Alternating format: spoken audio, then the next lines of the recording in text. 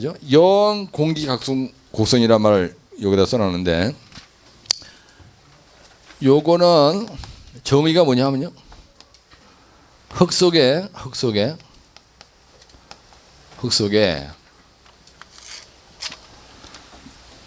영 공기 간극 곡선이에요. 그러니까 흙 속의 공기가 100% 배출되었을 때 얻어지는 곡선입니다. 이걸 갖다가 영 공기 간극 곡선이라고 해요. 여기 써 있죠? 영 공기란 거 뭐냐면 흙 속의 공기가 재료가 될 때 나오는 곡선. 다진 곡선은 영 공기 곡선이에요. 말 속에 답이 있는 거. 근데 여기서 여러분들 꼭 하나 외워둬야 될 게 있어요. 영 공기 간극 곡선에서 얻어지는 흙의 단위 중량이 얼마냐? 요거는 꼭 외워야 됩니다. 그래서요, 거기에 보시면은 무슨 공식이 있냐 하면은 그 547쪽에 보면은 맨 하단에 감마 디세츄레이트는 GS분의 1 함수비 분의 1 곱하기 감마 W라는 공식이 있어요. 예, 요 공식은 꼭 외워야 돼요. GS분의 1. 예. 그래서 영 공기 간극 곡선에서 얻어지는 요거 감마 디세츄레이트라는 게 있어요. 요건 건조 밀도입니다. 그 다음에 요거는 어떻게 구하느냐? GS분의 1. 요거 흙의 비중이고요. 1 플러스 함수비 분의 1 곱하기 감마 W예요. 요 공식은 꼭 외워놓으셔야 돼요. 요 공식은요. 요거는 함수비라는 뜻이고요. 함수비. 요거는 흙의 단위 중량, 물의 중량이고요. 요거는 흙의 비중입니다. 근데 여기 saturate라는 말의 의미가 있는 건데 이게 무슨 말이냐면은, 여보세요? 이게 무슨 말이냐면은 이게 포화라는 뜻인데요. 요 saturation의 약자입니다. 흙 속에 이렇게 있어요. 흙이 이렇게 있습니다. 근데 여기 있는 공기가 싹 다 빠져나왔어. 그럼 요 안에 공기가 다 빠져나왔다는 건 요 안에 물만 남았다는 얘기야. 예. 그래서 흙 입자의 간극 속에 물이 꽉 찬 거를 갖다 포화 상태라래요. 예? 무슨 말 이해하시죠? 간극 속에 물이 꽉 차 있는 거를 포화 상태라는다고. 그러니까 우리가 saturated condition이라래요. 예? 그래서 포화 곡선에서 우리가 갖다 일명 영 공기 간극 곡선을 무슨 곡선이라고 한다고요? 포화 곡선이라는 거예요. 포화 곡선. 우선 이해하시죠? 그래서 얘들이 영 공기 간극 곡선에서 얻어지는 흙의 건조 단위 중량을 얘기할 때 감마 디세츄레이트라는 걸로 이렇게 계산한다는 얘기야. 근데 어떤 경우에도 흙 속에 있는 공기가 100% 다 빠져나가는 예는 없습니다. 에? 우선 이해하시죠? 이건 어디나까지나 이론적인 설레발이에 불리한 거예요. 그래서 요게 영 공기 간극 곡선. 요게. 그래서 이 다진 곡선이 이쪽으로 바짝바짝 붙어올수록 그 흙이 잘 다져진 겁니다. 그래서 이거하고 관련 있는 게 뭐냐면요, 여러분들 다짐과 안밀의 차이점이라는 게 있어요. 다짐은 흙 속에 뭐를 빼내는 거냐면요, 공기를 배출시키는 걸 다짐이라 해요. 그런데 안밀이라는 건 뭐냐면요, 연했지만 계량하는 거예요. 흙 속에 뭘 뺀다고요?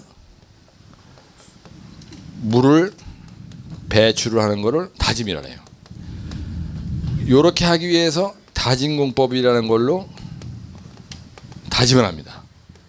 이게 전진충, 전모고 이거고, 그 다음에 이렇게 하는 요 행위가 뭐냐면 연야지방 계량이라는 거예요. 네? 연야지방 계량공법이라는 거야. 그래서 요게 대표적인 안밀 촉진공법이라 해요. 이걸 우리가 안밀 촉진이라 하잖아요.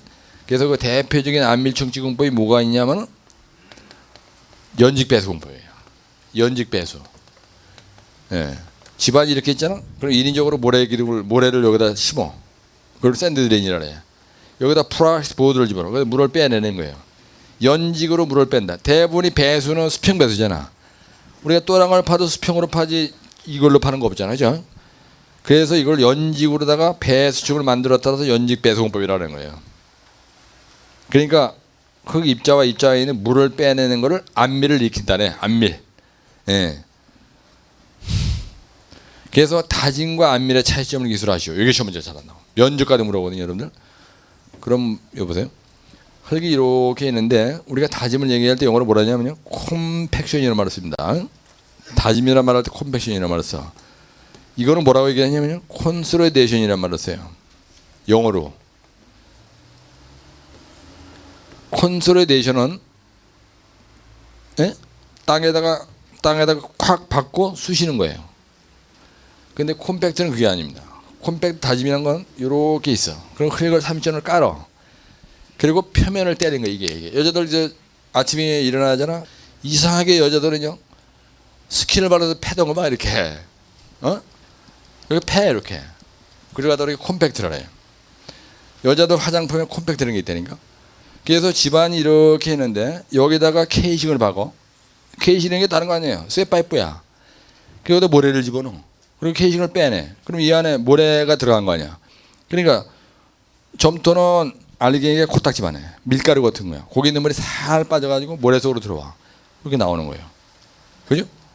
그래서 이걸 갖다가 연직 배수공법이라는 거예요. 땅 속에다 모래를 집어넣어. 근데 여기다 자갈을 집어넣어.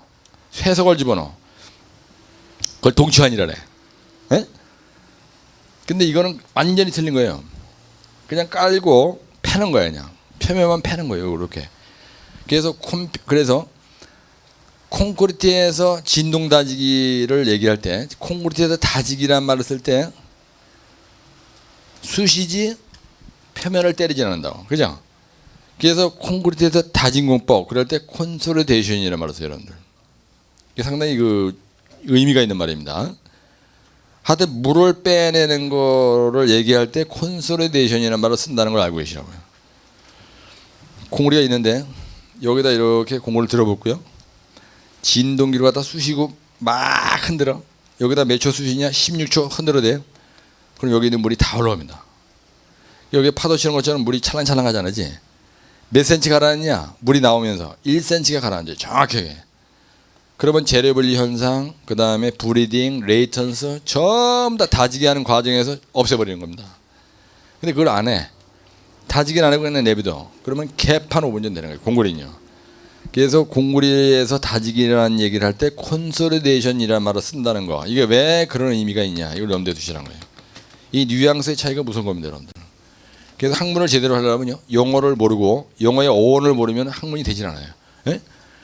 그래서 저는 어떤 그 책을 볼 때 원서를 보거든요, 무조건. 한글로 된 거 번역한 걸 보면 이해가 안 가요. 근데 영어를 딱 보면 이게 그래서 안밀이라는 게 이렇게 돼 있구나. 예? 그러니까 아주 그냥 재미가 있는 거예요. 다짐은 뭐냐?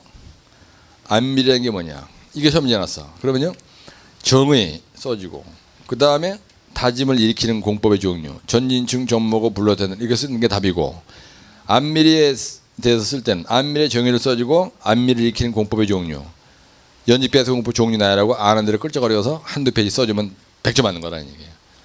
공부를 이렇게 해야지. 어떻게 그냥 정형화된 답을 달달달 외우려래. 오히려 그게 더 어려운 거 아닙니까? 답안지 차별화도 안 되고. 그렇게 해서 하여튼 그 다짐에서는요, 오해무시, 최대 건조 밀도, 영 공기 강국선, 이게 상당히 중요해요. 예. 그래서 요 정도만 해놓으면 뭐 다짐에 대해서 용어가 만약에 시험제가 난다 하더라도 선배님들이 시험장에서 헤맬 이유는 이제 없다.